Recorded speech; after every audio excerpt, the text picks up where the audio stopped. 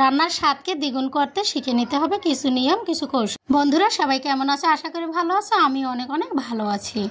আর যারা আমার নিত্য নতুন ভিডিওগুলো দেখে থাকো তাদেরকে অসংখ্য ধন্যবাদ। আর যারা চ্যানেলটি সাবস্ক্রাইব করেছো তাদেরকেও অসংখ্য ধন্যবাদ। আমার নতুন বন্ধুদেরকেও অনেক অনেক ধন্যবাদ। তোমরা আমার চ্যানেলটি সাবস্ক্রাইব করে যুক্ত হয়ে যেও। আজকে রান্না করব আলু দিয়ে আর মুরগি দিয়ে আলু মুরগির দম রেসিপি।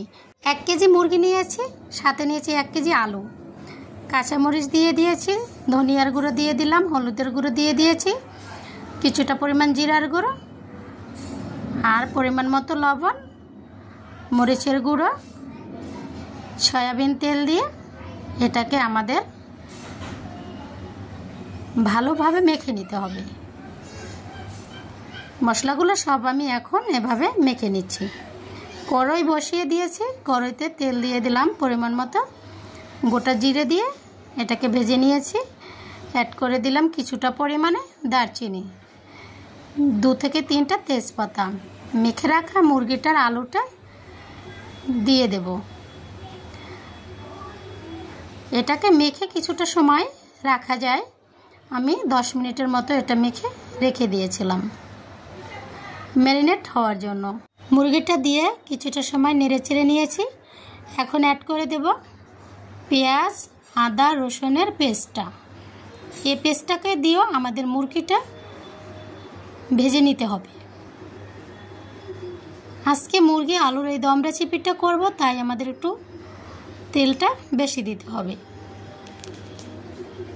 আমার মুরগি আর আলুটা দেখো ভাজা হয়ে গেছে। অ্যাড করে দিলাম 2 কাপ জল।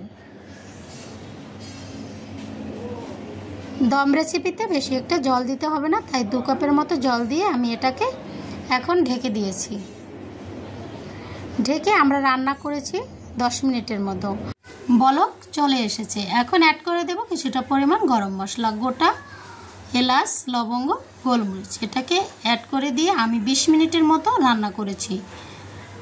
রান্না শেষ। অ্যাড করে দিলাম 1 চামচের মতো জিরার গুঁড়ো। জিরার গুঁড়োটা দিয়েও আমি কিছুটা সময় নেড়েচেড়ে নিয়েছি। যতটা নেড়েচেড়ে নিয়েছি দেখো আমার মুরগি আলুর ঝোলটা ততই গাঢ় হয়েছে। দারুণ স্বাদের এই মুরগি রেসিপি যদি দুপুরের খাবারে থাকে আর কিছু প্রয়োজন হবে না।